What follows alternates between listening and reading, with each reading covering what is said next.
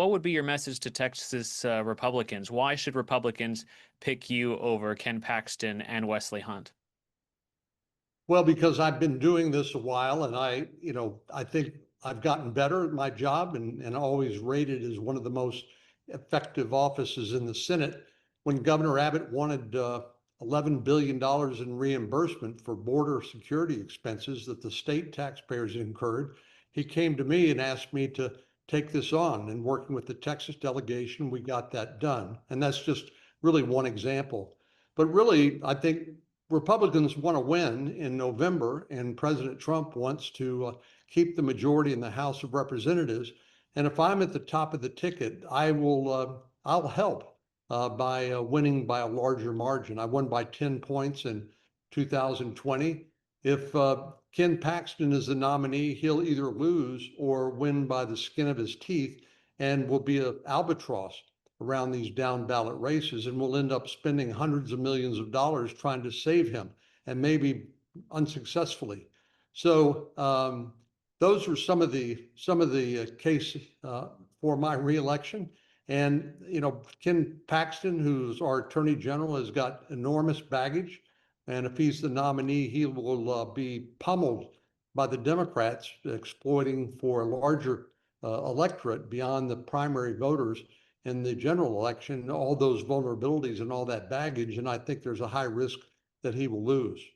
Senator, as you know, there's been $50 million spent already by your own campaign and supporters of yours. And latest polls, the University of Houston Hobby School poll, shows you trailing Paxton by 7 points. So what do you need to do in the next few weeks to close that gap? Well, that's one poll. Most polls show it basically at a dead heat. I think that's probably a little more accurate with Wesley Hunt trailing. I expect that Wesley Hunt will not make it past March the 3rd. And then it'll be the Attorney General and me in a 10-week race culminating on May the 26th.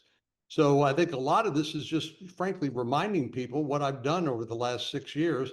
Part of the problem about running for the Senate for every 6 years is people forget, and new people move to the state. So a lot of it is reminding them of what I've done and on their behalf.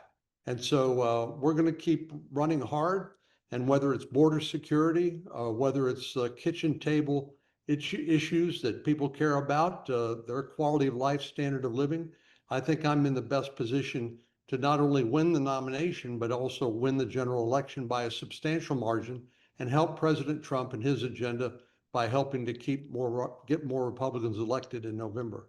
Senator, how important do you consider President Trump's endorsement in this race, and do you wish he would, go ahead and endorse? Well, it would be very helpful, but there's one person on the planet who knows if or when he's going to make that decision. I have a good relationship with President Trump. He's called me a friend. I voted with his agenda 99.3% of the time. So I'm an ally of the president's, and I think he appreciates that. But I also understand his reluctance of getting involved in a three-way primary where he, at best, will alienate some of his other supporters. And so I think he wants to see me earn this nomination, and we're in the process of doing that right now. You've touched on this, but if you could elaborate a little bit, what's at stake, do you believe, for Republicans if Texas Republicans get this nomination wrong?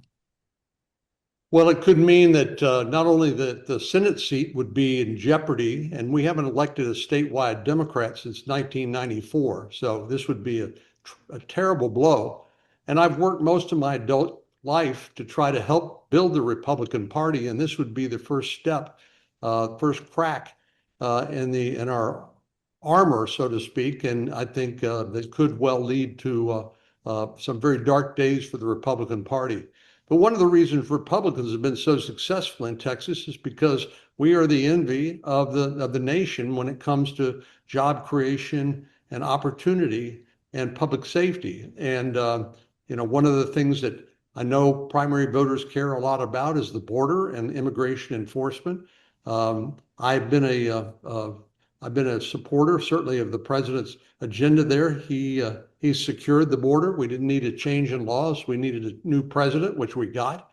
And then the Border Patrol Union, which is kind of pretty important in terms of their endorsements, have endorsed me in this race. So I think the down ballot races, the president I know cares a lot about the House of Representatives because you're really fighting against history. Usually the party in power loses House races, and we know that Speaker Johnson has a very thin margin now.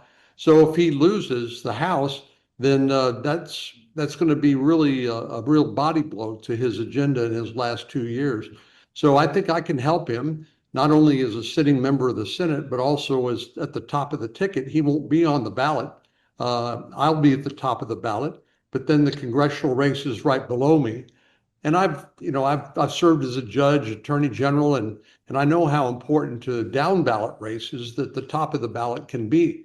And I want to be there to help all of my fellow Republicans on the ballot in November. And I think I'm the best situated to do that.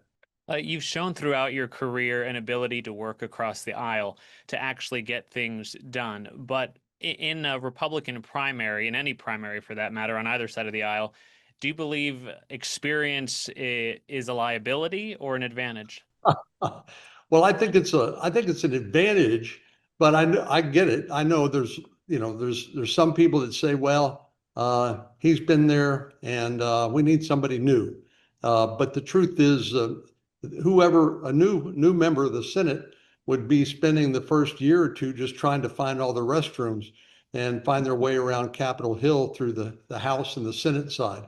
And and to be serious about this, I've developed relationships with all 99 of my colleagues, and I think that's benefits my constituents in Texas. For example, when we've had need to get relief from hurricanes that occasionally hit our Gulf Coast, I've been at the lead of getting federal assistance to the tune of $30 billion for Texas.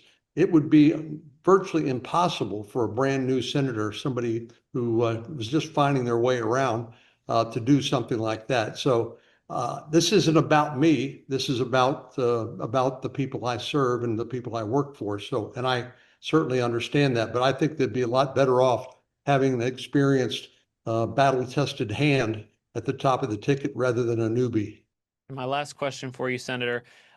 You're running obviously against Ken Paxton and Wesley Hunt. Ken Paxton seems to be the one that is, in a light, tied in a more competitive position with you at this point. I've seen the ads. It's a very heated campaign between both of you. But do you believe Ken Paxton's personal conduct and the conduct of him while he's been in office, the allegations against him, disqualify him from serving as a senator? I do. And having been Attorney General, the chief law enforcement officer of the state myself, Ken Paxton's been an embarrassment. Indicted for securities fraud, sued by his top staff, who he fired, and for turning him into the FBI for interfering in a federal investigation of potential crimes of a campaign donor. He was impeached by a Republican House of Representatives. And, Ken Paxton has just become completely reckless with the taxpayers, with his own team, and even with his own family. And I don't know how people could trust somebody like that to serve their interests as opposed to his interests in the Senate.